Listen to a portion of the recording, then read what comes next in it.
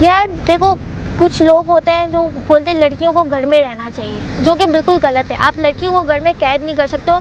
देखा जाए तो लड़कियां लड़कों से ज़्यादा आगे हैं, ठीक है, हर काम में वो आगे हैं। जब आप लड़की को घर में बिठा दो तो ठीक है, लड़कों को भी घर में बिठाओ।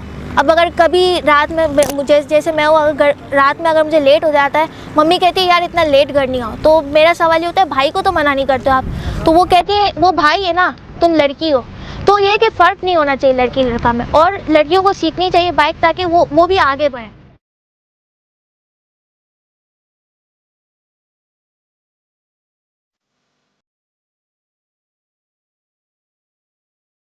मुझे परमिशन नहीं है घर से कि बड़े भाई हैं वो चलाने नहीं देते, क्योंकि आजकल का माहौल नहीं है, कहते हैं कि बाइक लड़कियां नहीं ले सकती। लेकिन मेरा एम है कि मुझे नहीं परमिशन, एटलीस्ट दूसरी लड़कियां तो चलाएं।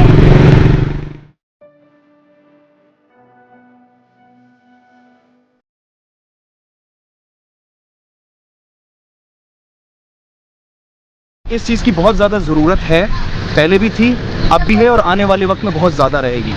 तो इंस्टेड ऑफ पब्लिक ट्रांसपोर्ट या instead of depending on someone else, घर के किसी मर्द के ऊपर, हमने ये बेहतर समझा कि ख़वातीन को हम बाइक सिखाएं।